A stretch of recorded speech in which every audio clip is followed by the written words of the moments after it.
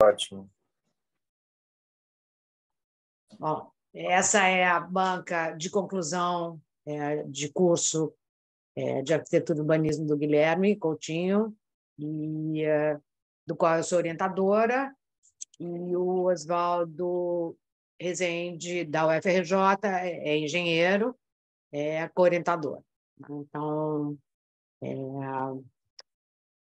temos aqui o convite da Hannah, né, que é a nossa convidada externa, que veio aqui enriquecer a discussão, e como banca interna, o Israel, da PUC, para, enfim, ajudar a conduzir essa apresentação, né, essa defesa. E, então, agora o Guilherme tem 20 minutos para apresentar o trabalho, né? E depois a gente vai fazer os comentários da banca, começando pela banca externa, que é a Hannah, depois o Israel, banca interna, o Oswaldo, orientador, e, por último, eu, que sou orientadora. Então, podemos, acho que, dar andamento, né? E Guilherme pode começar, eu vou contar aqui os 20 minutos. Eu te dou um toque quando faltar. Quantos minutos você prefere? 5, 2? 5 minutos. 5 minutos, tá. Um toque quando só deixa eu marcar aqui para você não perder tempo.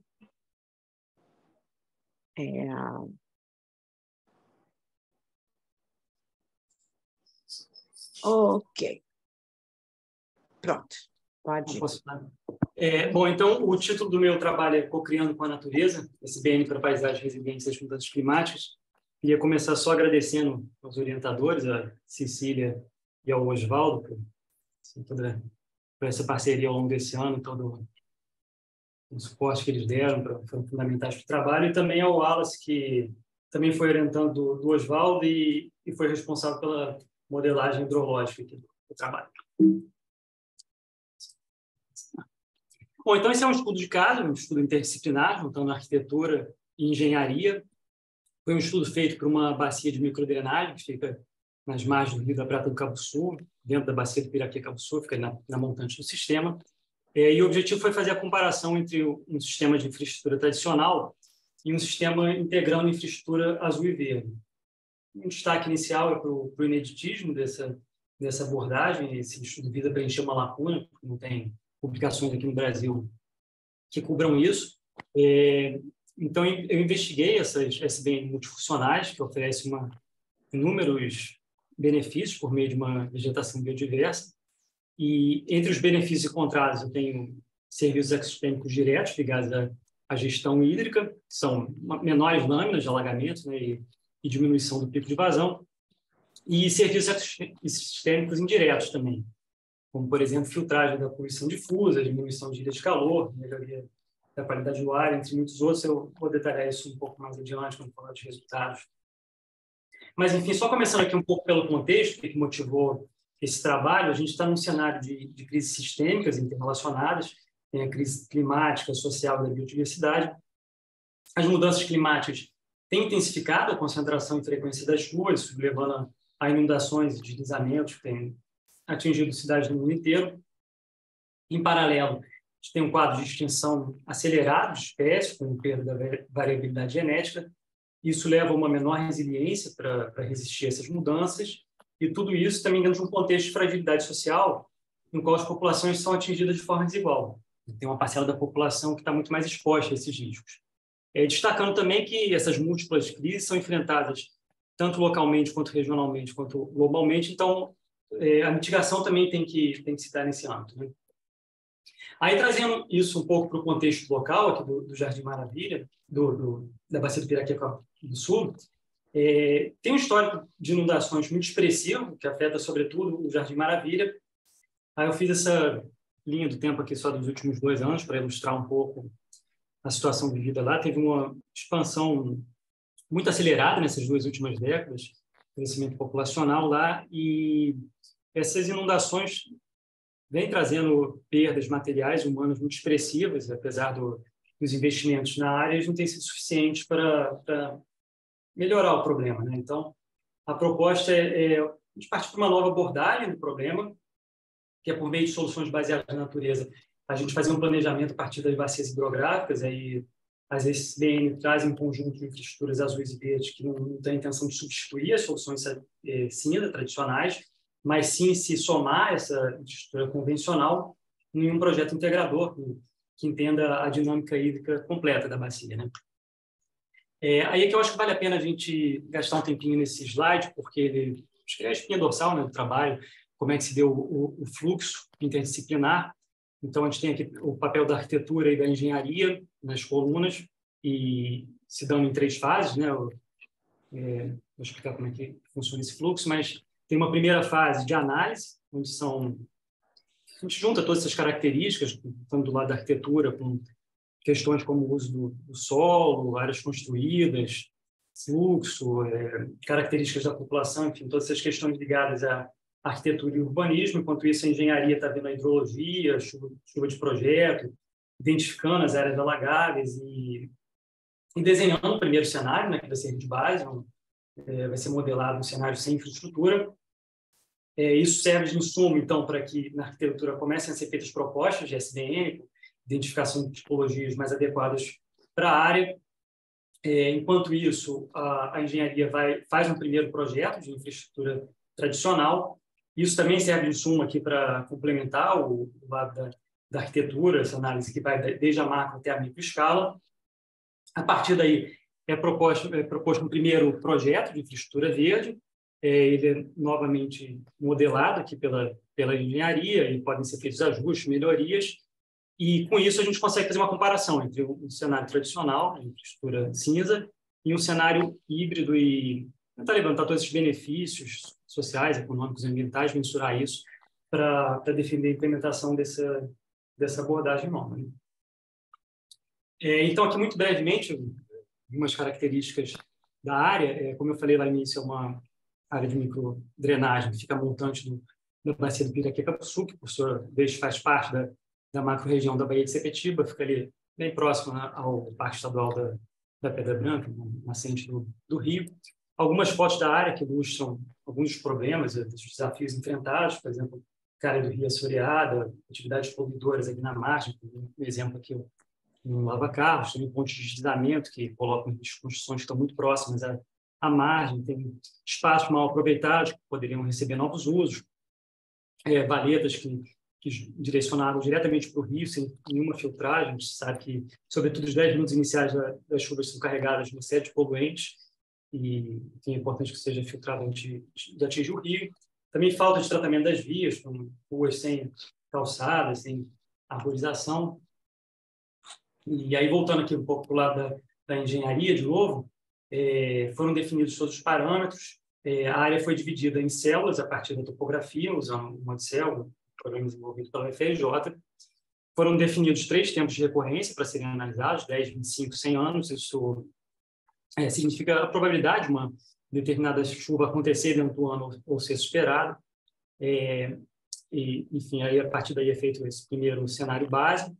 Eu trouxe aqui para ilustrar, no caso de um TR de 100 anos, essas manchas roxas do mapa são os pontos de alagamento. Quanto mais escura a cor, maior a lâmina d'água.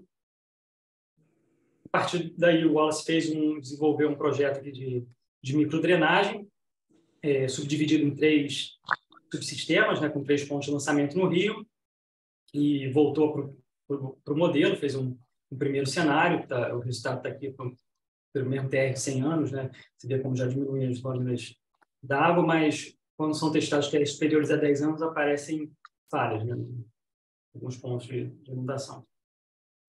Então, eu fui, enquanto isso, selecionando o dispositivo VSBN, que achei mais adequados para a área, e classifiquei eles em termos da qualidade e do volume tratado. Então, por exemplo, aqui na esquerda, a gente tem bacias de retenção e bacias de detenção. As duas têm uma capacidade de detenção de um volume considerável de água, mas as bacias de retenção têm um papel mais importante também no tratamento da qualidade dessa água, com filtragem. Enfim, mas esses dispositivos estão mais explicados no caderno, mas todos eles têm esse papel no tratamento da água, tanto por infiltração, quanto detenção da água, todos trazendo esse aprendizado com a natureza e enfim, e tendo preocupação com a biodiversidade também. Então, a partir daí, devem ser definidos os recortes de intervenção, partindo da análise da bacia hidrográfica como um todo, passando pelas subbacias até a bacia de microdrenagem, que está sendo estudada. Eu propus um primeiro recorte entre soluções para os espaços públicos e soluções para os espaços privados, porque nos espaços públicos é possível uma atuação direta, enquanto nos espaços privados se dá de forma indireta, através de estímulos, seja de legislação, estímulos fiscais, enfim. E também classificando essas soluções aqui dentro de acordo com a escala. Então, nos espaços públicos, desde rios urbanos até ruas, e nos espaços privados, separando entre lotes e edifícios.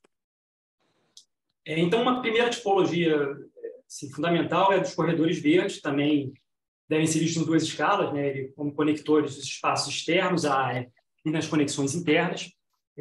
Aqui, indo para o caso específico da área, a gente tem o Parque Estadual da Pedra Branca e tem fragmentos florestais isolados, então é importante conectar esses espaços.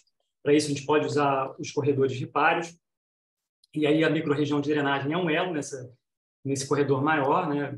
Deve ligar ali até a Jusante, tem um manguezal, então, usar esses corredores. E, ao mesmo tempo, as conexões internas, tem ali a mata ciliar, pode ficar conectada à mata da encosta, os pequenos pátios, florestas de bolso, praças, criar uma rede, né, para que possa ter essa troca de biodiversidade, que a fauna e a flora consigam circular e fortalecendo a biodiversidade, isso é fundamental. Então, dessa linha, eu estou defendendo a requalificação do Rio da Prata do Cabo Sul para proteger a biodiversidade, essa recuperação da mata ciliar, um tratamento da água pluvial antes que ela chegue no rio, para que não aconteça aquilo que a gente viu na foto lá em cima, e criando esse grande corredor multifuncional, com ciclovias, espaço para lazer, e dando espaço para o rio ocupar durante as enchentes, que fazem parte do ciclo natural, né, do rio, sem que isso afete o tecido urbano. Eu fiz uma opção por concentrar os dispositivos na área de atuação direta do primeiro subsistema, isso para que a gente pudesse ter uma mensuração mais precisa de qual era o efeito dessa rede de infraestrutura verde sobre o manejo da água, e também para poder criar essas interconexões, ligar todos esses dispositivos efetivamente dentro de uma rede, né? Então, vai desde lá a parte norte do terreno, mais alta, até a parte sul, na margem com o rio, a parte mais baixa do terreno, nesse grande corredor verde. Então, aqui começando pelas soluções para os espaços públicos, é importante isso, pensar o controle da água pluvial na fonte, pensando na gestão hídrica da bacia hidrográfica como um todo, né, e buscar essas soluções sistêmicas que tragam ganhos sociais. Aí tem duas praças aqui na área, a proposta é fazer uma intervenção, né, nas duas, começando aqui pela Praça Pedro Veloso da Silva. Ela deve funcionar como uma grande bacia de detenção. Ali a norte tem 2 pontos de entrada de água, que toda a água que é captada pelo sistema de drenagem, a norte dessa praça deve entrar numa primeira bacia de sedimentação.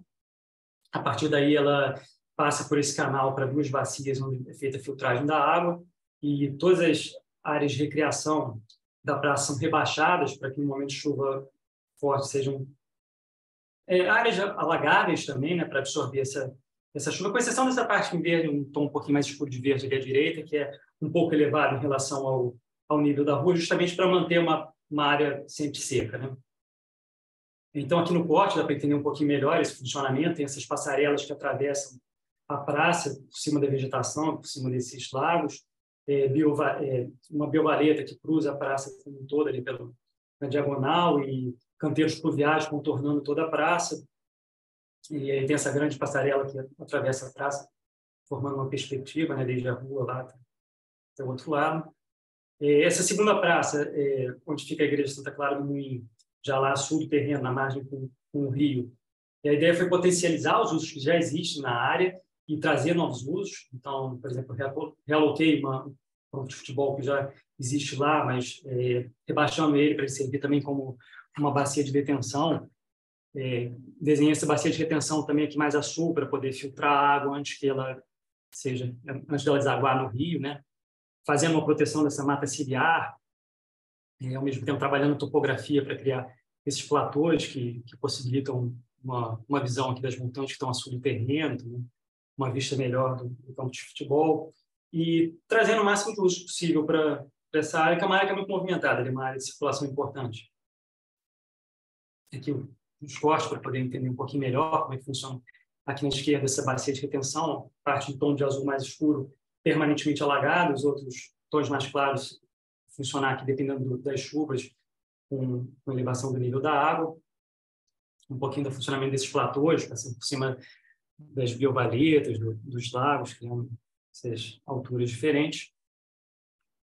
Bom, indo agora um pouco para as soluções na escala dos edifícios e lotes, a maior parte da área é ocupada por pequenos lotes habitacionais e tem desafios e oportunidades. Tem uma parcela não construída, coberta por uma camada vegetal significativa, ainda essa mancha verde aqui do mapa, na esquerda. Isso é uma oportunidade de a gente manter essa vegetação, mas, ao mesmo tempo, tem um desafio, porque novas construções podem aumentar a impermeabilização do solo. Então, eu defini aqui duas frentes de atuação que trariam um impacto maior. A primeira, trabalhando em estacionamentos verdes, a segunda, os telhados verdes. Aí, começando aqui pelos estacionamentos verdes, tem esse condomínio Morada do Moinho, que são 15 edifícios divididos em 4 quadras, ocupam uma área muito grande, tem uma área de estacionamento expressiva, assim, bem grande também. Então, a ideia é transformar todo em um estacionamento verde. Aí, o funcionamento de cada bloco é muito similar, né? Você sempre tem uma biovaleta ao longo de toda a extensão do estacionamento, canteiros pluviais entre as vagas, uso de telhados verdes nos edifícios, sempre com bicicletários próximos aos acessos também dos prédios, para estimular esse meio de transporte, o uso de pavimento permeável nas áreas de circulação, sempre também um espaço destinado para hortas comunitárias e sempre a sul de cada bloco uma pequena bacia de retenção. Então, aqui detalhando um pouquinho só essa bacia de retenção, de novo, aqui a parte mais escura permanentemente alagada, a parte mais clara... 5 minutos, Gui. Está ótimo, uma corrida alagando dependendo das chuvas. Só um detalhe do funcionamento dessas biovaletas canteiros pluviais, o caimento das vagas da área de circulação direciona a água para esses canteiros pluviais. Uma vez que ele atinge a sua capacidade, tem um extravasador que direciona essa água para as biovaletas, tem uma capacidade maior, né, de retenção, e também esse papel de transporte da água para o subterrâneo, em direção ao rio. E também, quando atingirem seu limite aqui, essa água tem um extravasador que direciona a água para o sistema tradicional de drenagem. Os outros blocos aqui, então, vou passar rapidinho, porque o funcionamento é o mesmo. Pode passar mais rápido. No caso aqui da segunda quadra, com 2 bacias de retenção.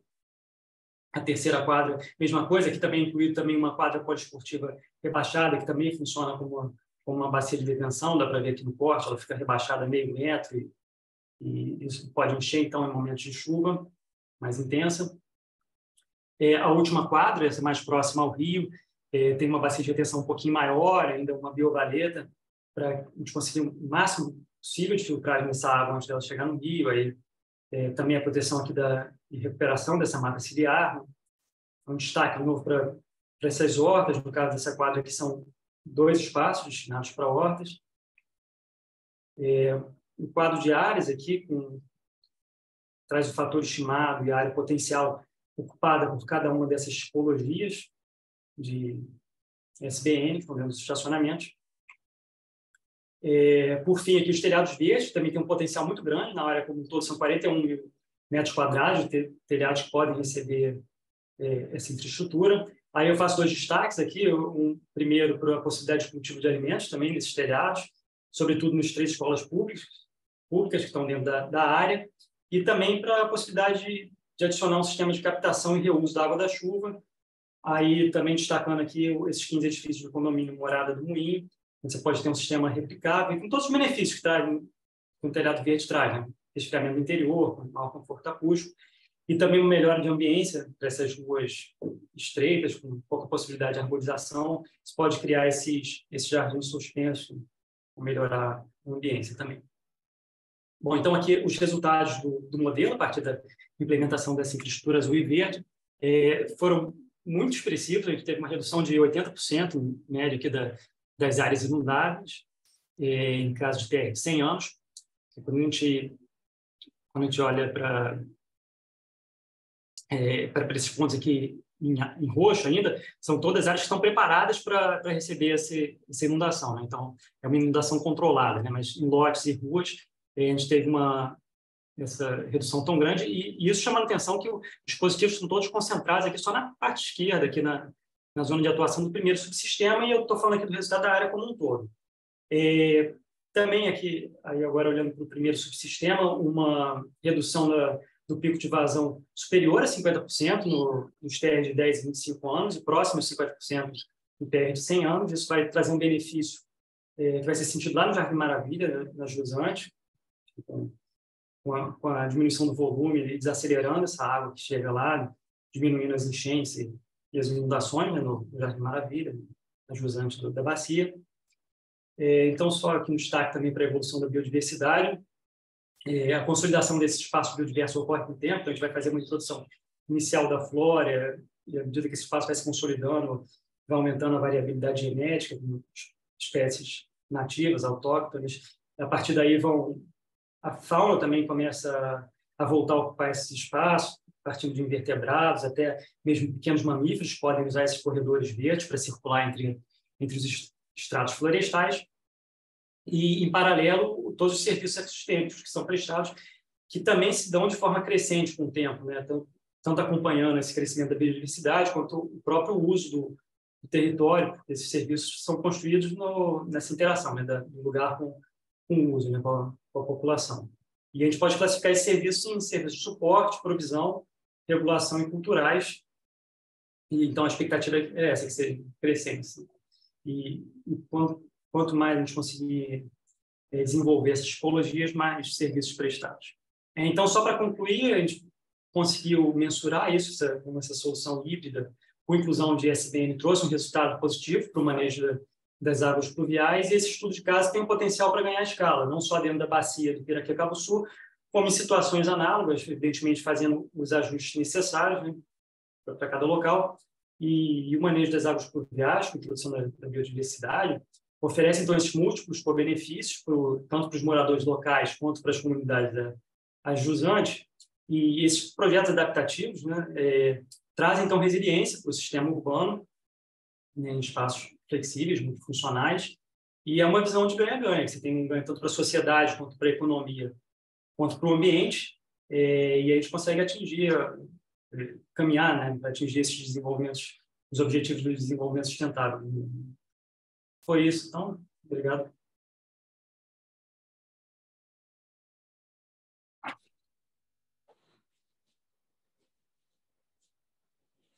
Muito bom. Muito bom, muito bom. Bom, vamos deixar o slide para comentários se precisar voltar, tá? Vamos começar com a Hannah? Pode ser. Se quiser, eu não sei, se quiser, pode até tirar o slide, se precisar, volta, que a gente consegue tá se bom, ver porque melhor. A gente consegue se ver, né? Tá ótimo. Primeiramente, queria agradecer, Cecília, mais uma vez pelo convite de uma banca incrível, de um tema maravilhoso, né? Super importante. E, na realidade, na minha fala, eu vou focar na potência do trabalho do Guilherme e pequenos ajustes, assim, eu posso depois falar com ele sobre caderno, coisa assim, mas eu acho que o tempo aqui é para a gente falar do quão importante é esse trabalho e do quanto ele pode crescer e ter essa escala mesmo que você comentou na conclusão, né? Então, vou falar desde o início até o final, e realmente 20 minutos não é o suficiente para você falar todo o que tem no seu caderno, assim, a quantidade de informações que tem no seu caderno, quanto você trabalhou nesse período. Da banca intermediária para essa banca final, cresceu muito, você seguiu muitas das coisas várias coisas que a gente comentou, de fato, na banca intermediária, que acrescentaram e colocaram muito mais consistência no seu trabalho. Né? Tem todas as questões das tipologias, quais são as tipologias que você está incluindo ali para auxiliar. A ordem também ajudou muito a entender, a mudança de ordem de estrutura do seu trabalho ajudou muito a entender a estrutura organizacional e o pensamento que você quis trazer para o seu trabalho, tá? As escalas também que você foi mexendo, falando primeiro da escala da bacia, depois trazendo para as praças e depois indo para a escala do lote, entendendo também essa parte da microdrenagem, a parte de estrutura em si do seu trabalho melhorou demais, tá? Da banca intermediária para essa banca final. Então, é importante, isso é tudo para enaltecer o que você escutou, né? Que você estava aberto para escutar o que a banca comentou, que isso só fez crescer ainda mais o seu trabalho, tá? Falando em si do tema, né, de SBN em relação às estruturas, né, a gente utiliza a SBN com essa parte, com a questão cinza, né, da infraestrutura cinza e auxiliar com a SBN.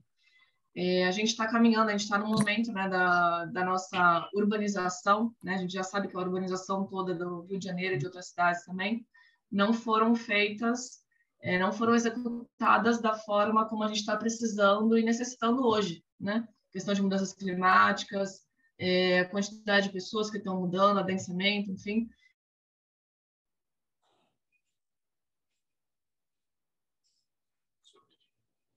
Ana, então, o seu trabalho é extremamente forte, porque você está juntando essas...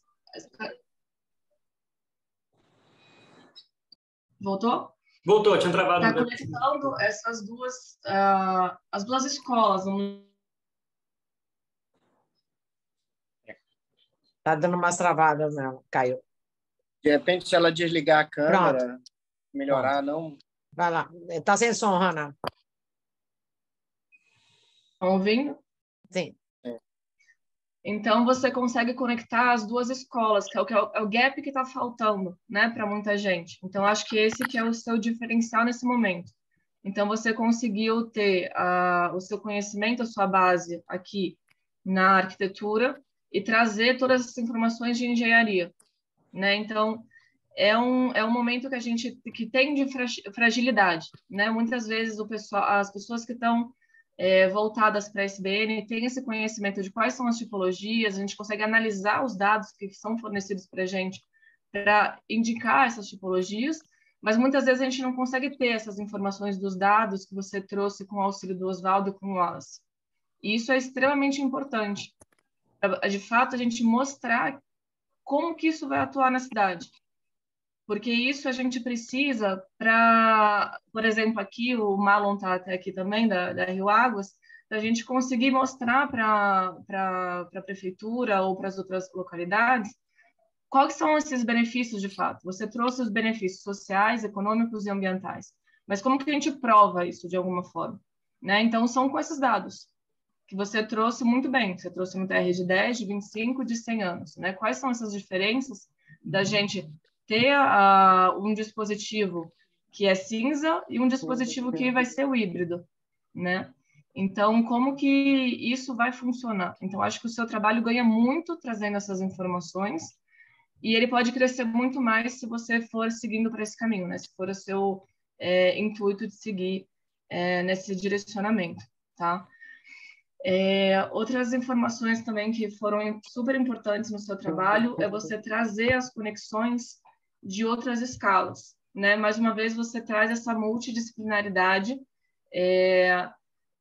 você traz os corredores, você traz as escalas, então, assim, você tem um trabalho muito consistente. Você não se atentou só ali na microdrenagem e entender quais são as dinâmicas e as tipologias que vão trabalhar aquilo ali, né? Então, você vai além, você trabalha a biodiversidade, você trabalha os corredores verdes, então, assim, ali, só nesse seu trabalho, quais são todos os órgãos que a gente poderia trabalhar na própria Prefeitura do Rio de Janeiro?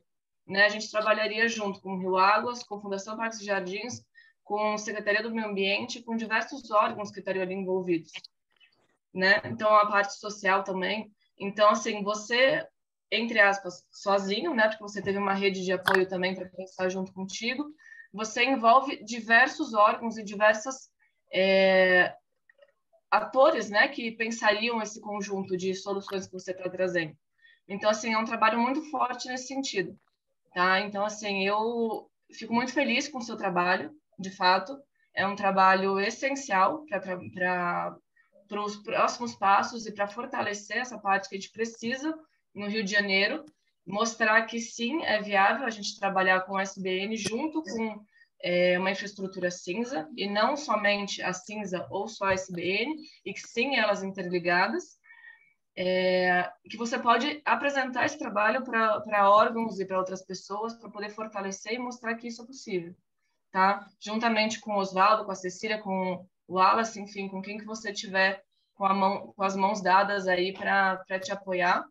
E se precisar de alguma coisa, já te falei na intermediária, que pode contar comigo também, que eu estou super firme aí para apoiar essa causa também. Enfim, eu só tenho os parabéns para te dar. Pouquíssimas coisas eu observei na sua apresentação. Como a Cecília comentou, obras de infraestrutura, habitação, então, assim, é associado a várias, né? A sua conclusão, como eu falei também, influencia na parte social, econômica e ambiental. Então, não tem como fugir de todas essas interligações, né? Então, assim, vai em todas as escalas, né? Os serviços ecossistêmicos, você colocou também na caixinha, que foi uma coisa que a gente conversou na intermediária. Então, assim, tudo isso potencializa ainda muito o seu trabalho e tem ainda muito para crescer. Obrigado. Muito bom ouvir você, Hannah. Dá muita satisfação. Agora o Israel, por favor. Bom, parabéns, Guilherme. Acho que o trabalho está muito bem estruturado, tanto a pesquisa quanto, né, o caderno. Aprendi muito, né? Agora, tem algumas questões aqui que eu gostaria de levantar. Quer dizer, o que levou você, né? Eu não lembro se na pré-banca você chegou a esclarecer, né? O que levou você à escolha dessa região especificamente, né? Né, voltando aqui, né, que eu acabei pulando quando eu estava, como a Hannah colocou realmente essa solução híbrida, né, dos dois sistemas, eu acho que realmente é a situação mais coerente, né? Mas como quando eu levanto essa pergunta de por que te levou a estudar essa região, porque eu sinto muita falta, né, dessa aproximação maior, né, de você entender mais a situação da realidade do local. Né? A gente conversou isso na pré-banca, até levantando que, de repente, não poder, como é um trabalho muito amplo, né, mas que você, pelo menos, apontasse sei lá, embriões ou, né, procedimentos que poderiam estar sendo colocados para que depois isso pudesse ser evoluído, tá? Estou levantando isso, né, até como um papel aqui como arquiteto, né, já que você está, né, formando em arquitetura e urbanismo, né, além dessa questão dessa aproximação com o local, não só, né, em relação até do material que você traz, no sentido de que até suas próprias fotos, ela vem do Google Street View, né? Eu sinto falta de fazer uma relação realmente das regiões que você está propondo e a gente entender. Eu realmente não conheço essa região, não tenho a menor ideia, né? Mas eu acho que fica um pouco fora, né? Quando você mostra aquelas 6 fotos do local, eu não sei onde é que elas são, né? Como é que elas se relacionam, ou até ver a data do Google Street View, né? De quando foi, o que é essa realidade, entendeu? Então eu acho muito complexo, né? Nesse momento, eu sei que a gente, né, passou por esse período de isolamento, pandemia, isso tudo, mas acho que essa questão, né, do arquiteto, vamos dizer que eu venho um apelidado, que é arquiteto de repartição, né, que de uma certa forma fica vendo, né, as coisas acontecerem por outros meios que não uma realidade local, como é que isso realmente vem a se aplicar, né? Assim, vendo, né, seu trabalho, ele tem uma consistência muito boa, né, seus desenhos, mesmo que sejam esquemáticos, eles ajudam, né, a uma intenção, acho que você se expressa legal nos croquis, só que tem questões ali que eu acho que acabam fugindo de uma realidade, né? Por exemplo, você quando ilustra, né, as jardineiras, as coisas, você realmente trata como se fosse canteiros de ajardinados, né? Da gente vindo pensar. de que uma realidade muito clara aqui na nossa cidade, por exemplo, se a gente for para comparar o Rio Cidade Leblon, digamos, né, no sentido de que a proposta do índio era criar jardineiras ao longo da via que ele foi trabalhado. E a gente vê que dentro de uma região que é considerada das mais nobres da cidade em termos financeiros, nem esses jardins são tratados, nem por uma iniciativa pública e nem tampouco de adoção de comerciantes ou moradores local ali da região. Então, acaba que fica meio desordenado esse resultado, assim, na hora que é comparado a uma esfera realmente de quem vai tratar desses jardins, né? Quando você sugere hortas, eu acho que é muito interessante, mas a gente vê alguns exemplos pela cidade de como isso são implantados. Aqui na Gávea mesmo, nós temos uma intenção, né, que foi feita uma horta comunitária, já que um prédio estava querendo ganhar uma área de jardim e ninguém, né, está lá abandonada, porque não existe um cuidador, não existe uma pessoa, então isso acaba não acontecendo, né? E até essa realidade com a população local, né? E de repente, né, como é que foi esse contato, se houve esse contato, do que eles acham, como é que eles encaram, né? Não só a gente como um resolvedor de problemas, né, que sejam naturais ou da falha dos poderes públicos em auxiliar esses moradores, mas sim como essas contribuições podem acontecer de fato, entendeu? Eu realmente fico um pouco preocupado, né? Entendo que a proposta, por exemplo, né, das coberturas verdes, elas são muito interessantes, mas não sei até que ponto essa população ela estaria disposta a encarar esses custos ou, né, transformar essas coberturas, que a gente sabe que não é uma coisa simples, ainda mais se tratando, né, de maior parte dessa construção, dessas edificações já existentes, já pré-existentes, quer dizer, como é que seria essa transformação, né, como é que isso realmente aconteceria de fato, né, assim, em termos de proposta, para que realmente, né, sei que isso é um ensaio, né, sei que realmente não é uma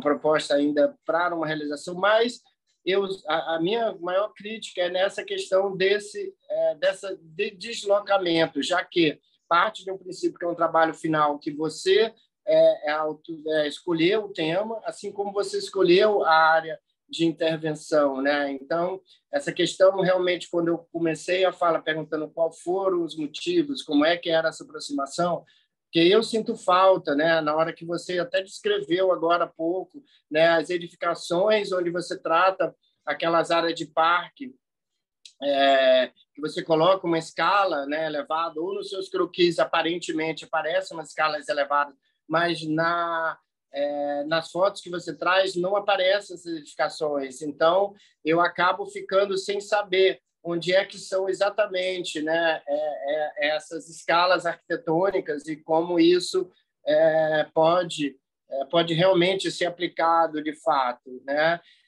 No segundo momento aqui que eu botei dessa questão, né, do seu projetar, né, você traz duas imagens, referências, né, lá da Flórida, né, que você ilustra, e até que ponto, né, elas realmente contribuem para o seu trabalho, porque se a gente for cair na questão quando você entra numa proposta arquitetônica, eu acho ela muito frágil para um trabalho final de graduação, né, no sentido de que eu sinto falta de materialidade, eu assim realmente de que materiais são mais adequados para serem construídos, e isso se representa numa representação gráfica que é só esquemática, né? Você constrói linhas, por exemplo, passarelas ou, né, ou caminhos em que realmente eu não sei como isso está estruturado, onde é que isso está realmente acontecendo dentro de uma realidade local, né? Qual é o solo, quais são os materiais apropriados, sei lá,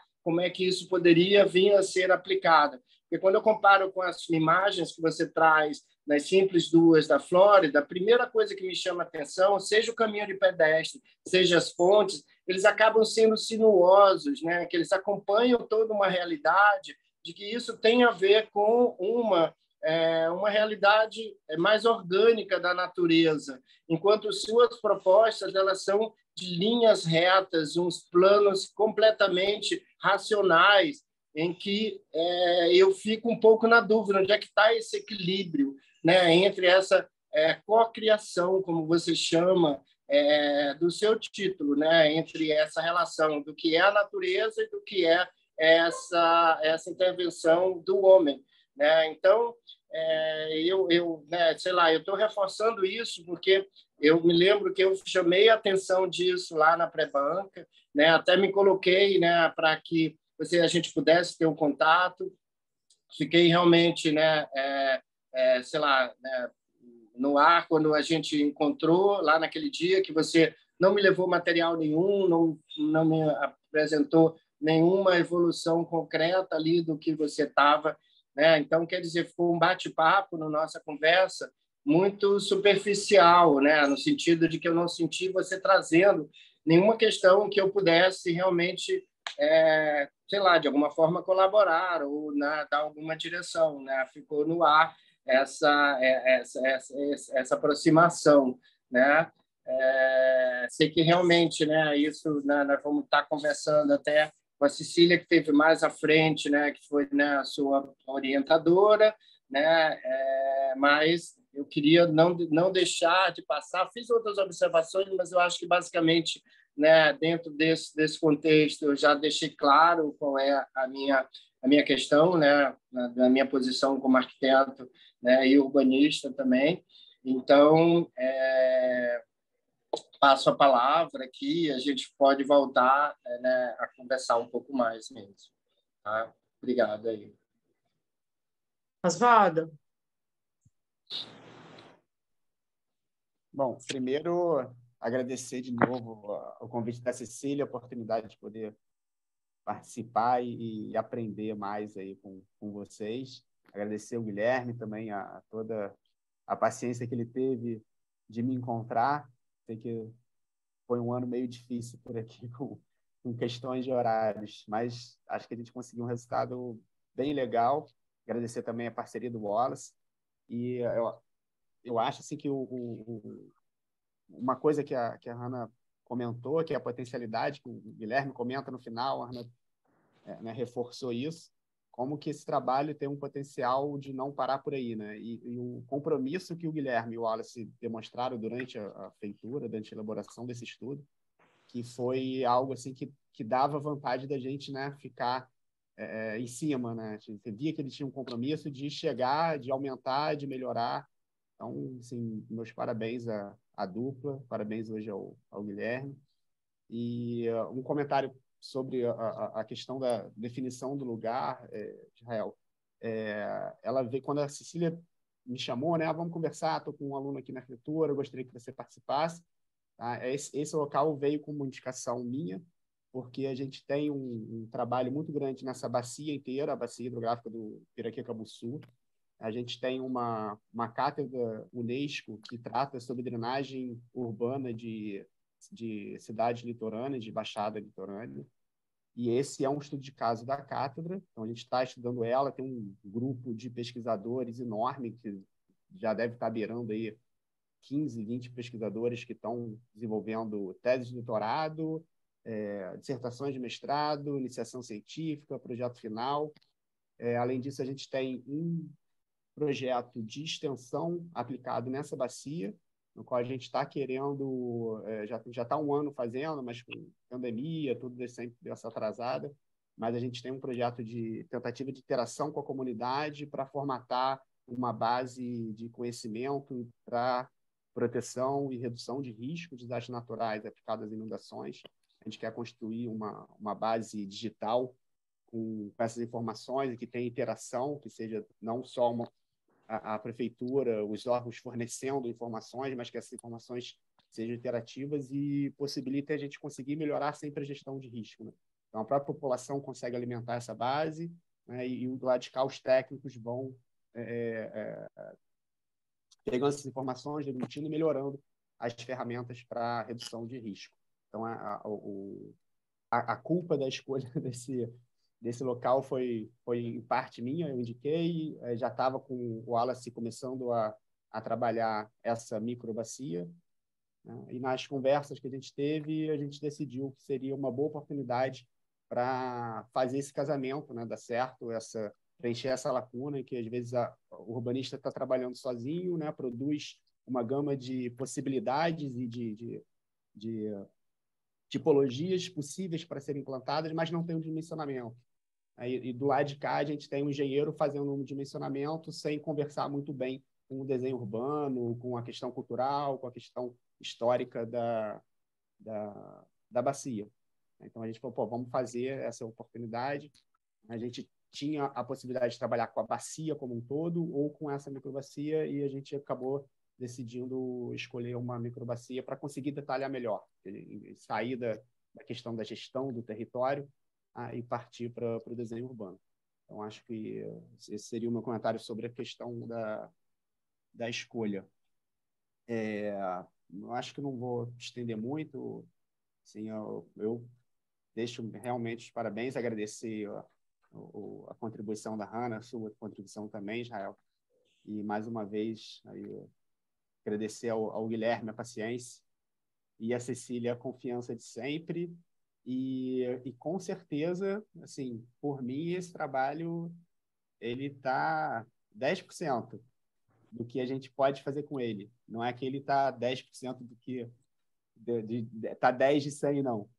Ele está maravilhoso, eu acho que ele está super condizente com o trabalho de conclusão de curso, está muito além do que seria para mim, né? Eu acho que vocês conseguiram fazer um negócio muito legal, mas eu acho que a gente consegue daí desdobrar resultados muito interessantes.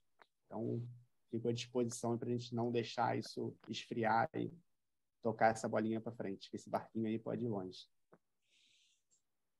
Obrigada, Oswaldo. Bom,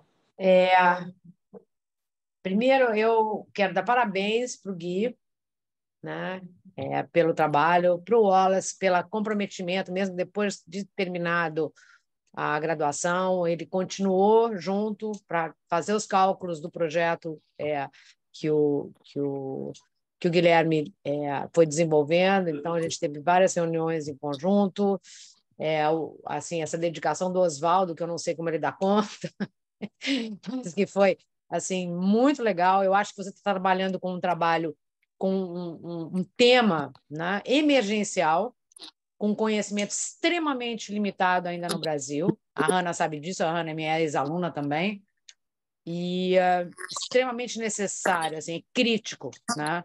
Eu acho que essa ignorância com relação à temática do papel das soluções baseadas na natureza nas cidades para fazer Só se fala em retrofit de edifício cultural, retrofit de várias coisas, mas não se pensa em como preparar as cidades para esses impactos que ela já está sofrendo cotidianamente. O Brasil agora, estou aqui fora, né? Estou assistindo aqui na televisão, o desastre que tem acontecido aí, e que não parou, pelo jeito, né? A última notícia que eu tive agora de manhã é que continua chuvas em algum lugar, em vários lugares aí do Brasil, né? Então, esse conhecimento que você está trazendo, você e o Wallace, é uma coisa inédita, né, no Brasil. Acho que não conheço. Eu conheço muita publicação, mas eu não conheço uma publicação onde haja esse tipo de correlação interdisciplinar entre o arquiteto urbanista paisagista, porque você está trabalhando a paisagem urbana, uma paisagem degradada, uma paisagem impactada, vulnerável, que coloca em risco as pessoas o tempo todo, né? Então, eu acho que a gente tem que frisar que esse trabalho não é um trabalho de arquitetura, esse trabalho é um trabalho que trabalha a paisagem urbana, né? Que é a atribuição do arquiteto no Brasil ainda, em muitos países já, muitos países já não, né? Há mais de 100 anos, 120 anos nos Estados Unidos, né? Existe essa profissão de paisagista já regulamentada, né? com, sei lá, 20 mil profissionais hoje atuando. A Europa também, muitos países, inclusive Portugal, onde eu estou, também tem paisagistas, né? Hoje, no Brasil, ainda, né? Em 2021, ainda está sob a aba do arquiteto, né? Que não tem formação para isso. Então, eu tenho que te dar muitos parabéns por você ter conseguido chegar nesse resultado, apesar de ter tido muito pouca aula, né? Teve uma disciplina que foi uma disciplina comigo e com o Pierre só, e assim mesmo foi truncada, né? A gente teve meio semestre, que é o que sobrou para a gente depois de tantas assim, mutilações dentro do tempo que a gente tem para ensinar. Então, eu acho que o teu trabalho é absolutamente fundamental para essa virada de paradigma, para uma contribuição, que nem o Oswaldo falou, né? Isso aqui é só um pouquinho, né? É o início do que esse teu trabalho pode trazer, né? Eu espero que você prossiga aí com mestrado, doutorado. Esse artigo já, esse trabalho já tem potencial de gerar um artigo, né? Um artigo publicável aí em revistas de peso, né? Eu me proponho aqui a contribuir nessa construção desse artigo, a desenvolver mesmo, a gente já chegou a falar sobre isso, porque eu acho que esse conhecimento tem que sair daqui, né? Esse conhecimento tem que ganhar espaço. Eu acho que é maravilhoso que o Marlon, que é da cidade, esteja aqui, né? Eu não sei o Francis de onde é, mas, enfim, eu acho que as cidades precisam desse olhar paisagístico contemporâneo, né? Onde a gente fala de serviços ecossistêmicos, fala de manejo de águas pluviais, fala de reintrodução da natureza na cidade, da importância da biodiversidade, que há uma ignorância absurda sobre esse tema, né? Então, eu acho que você traz isso no teu trabalho, né? Com brilhantismo, na minha opinião, né? Eu acho que aí não é nem um bias meu, porque eu acho que eu fui te dando dicas e você você estudou, você pesquisou desde o começo, você mergulhou em todas as literaturas que eu te passei, tudo. Você lia com uma velocidade que eu não conseguia nem acompanhar. E eu estou aqui nas cabeças, né? Eu estou hoje assim, acompanhando, faço parte, inclusive, sou avaliadora de projetos da União Europeia, acabei de sair de uma reunião agora, com projetos de 88 milhões de euros em SBN aqui, né? 5 projetos vão levar, né? Acabei de sair, saí e entrei aqui. Então, eu estou falando assim do topo do conhecimento que tem hoje no planeta, né? Não estou falando de coisas que eu acho ou que eu ouvi de orelhada, não. Isso que você está fazendo hoje aqui vale ouro, né? Isso aqui está e no Brasil, você faz parte agora, nesse momento, de uma pequena parcela de pessoas que conhecem esse tema. E aí eu fico muito satisfeita com isso. A Hannah já é uma das minhas crias lá de trás, né? Eu acho que e hoje ela já está aí atuando, né? Trabalhando. Eu tenho várias pessoas que já saíram daqui e hoje já estão fazendo diferença, né? Em vários lugares, inclusive do mundo, né? Eu acho bom a gente deixar isso claro, porque esse conhecimento é muito relevante, muito. Eu fico muito emocionada de ver esse trabalho feito assim, né, a duas mãos, né, com 2 conhecimentos. É a primeira vez que eu consigo fazer isso. Eu sempre tive muita vontade, mas nunca tinha tido oportunidade de ter. O Oswaldo já orientou comigo outros trabalhos, né, mas a gente nunca tinha tido oportunidade do um aluno, né, entrar num projeto do Oswaldo e contribuir para o projeto do Oswaldo, que é um projeto que é macro, que é benefício efetivo para a cidade, para os moradores da cidade. Então, eu acho que isso daí, assim, para mim, é a coisa assim que é mais relevante de todas, né? Eu acho que assim, não existe SBN se não tiver cocriação. Obviamente que esse trabalho, para cair na real, né, para poder ser efetivado, terá que ser levado para os moradores, né, com relação à manutenção, manejo, etc. Isso tudo tem que ser revisado. O Brasil está tudo errado, né? Então não adianta a gente sair com um monte de outros. Eu, enfim, já tenho aqui muitos anos de estrada aqui de orientações, onde a gente faz, inclusive de marca, de outras bancas que eu fui banca, eram projetos utópicos, né? Então, assim, projetos mesmo que não vão acontecer, né? Era muito mais instigante para o debate, né? A gente não está fazendo trabalhos que vão... esse trabalho, sim, esse trabalho tem condição de sair daqui e ir para a comunidade, levar para uma discussão junto com a comunidade, para eles entenderem quais são os benefícios e co-criar com eles. E aí, efetivamente, desenhar um outro projeto que tenha por base esse, né? Mas com a participação da comunidade. Com relação ao design que você traz, né, ao desenho do projeto, que não é orgânico, que, enfim, que é diferente da Flórida, eu acho, Israel, que aí o desenho foi determinado pelos espaços existentes, né? Pelo que já tinha no lugar. Então, eu acho que não foi que nem aquele desenho que ele traz lá da Flórida de Gainesville, fui eu que falei para ele visitar, que é uma área incrível de tratamento de águas da cidade, lá de Gainesville. Aquilo ali foi construído para segurar toda a drenagem da água da cidade para não poluir os Everglades. Então, é um projeto incrível, ele traz aquilo ali, mas ele propõe uma coisa pequena, né? Uma coisa no tamanho que aquele espaço permite, inspirado na natureza, né? Uma solução baseada na natureza, adequada àquele espaço.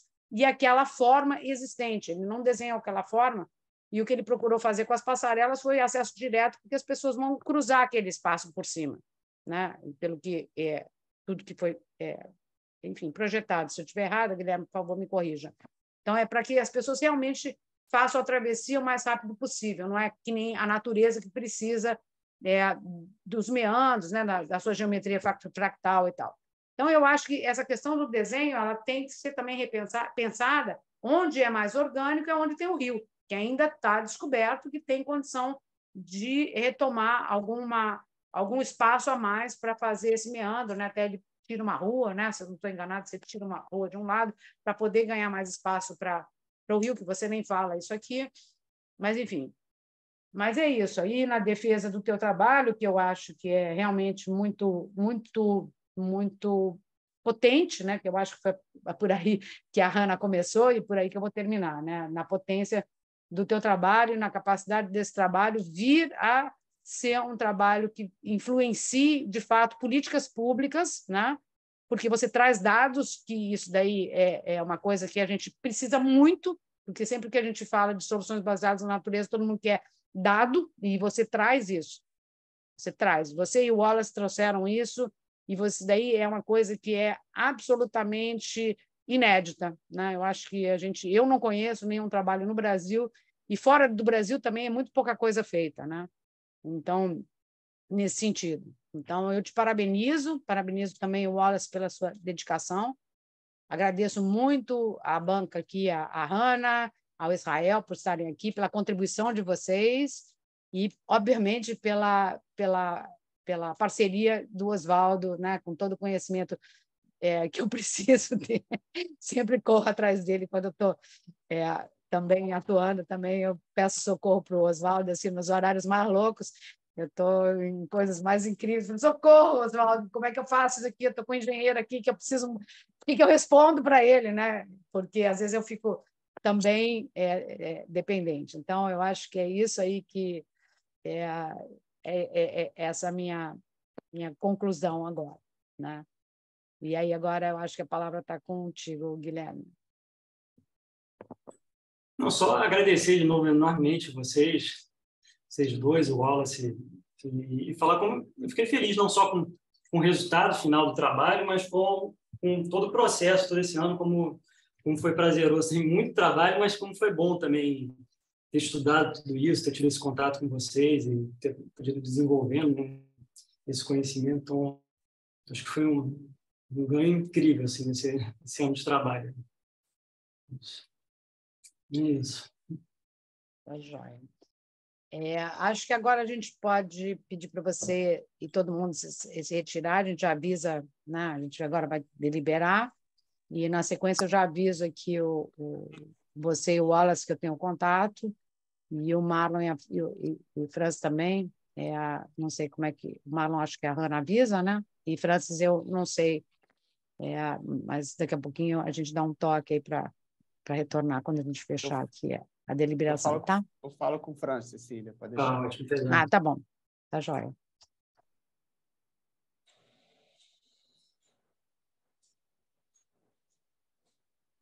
Estamos sós.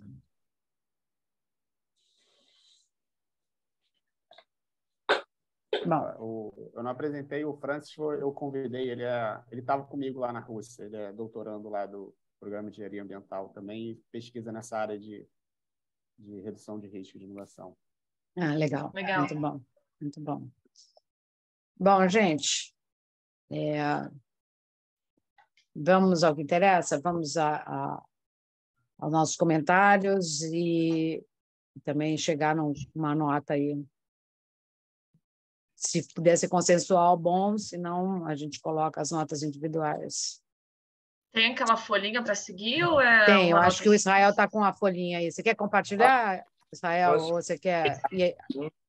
Eu vou abrir aqui, enquanto, né, a gente está aqui conversando, eu vou abrindo isso aqui. E eu queria colocar realmente, né, até reforçar essa questão quando eu coloquei ali no sentido de que eu sinto falta, não sei até que ponto ele teve essa aproximação ou se vocês acham que é necessário essa aproximação com o lugar.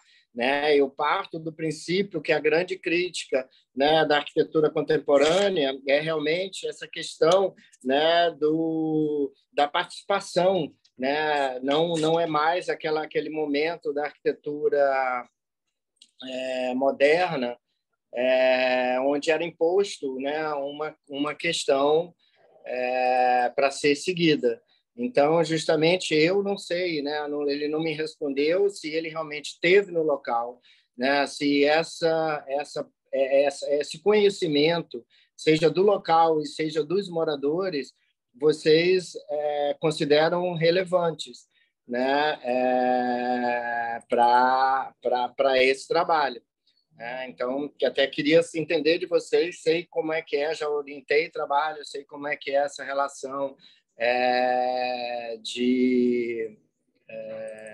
eu estou procurando aqui, desculpa, gente, que eu estou falando, estou procurando, mas já achei aqui, né, a tabela dele para participar aqui. Vou abri-la aqui para poder compartilhar. Peraí, deixa eu parar de gravar, espera só um segundo.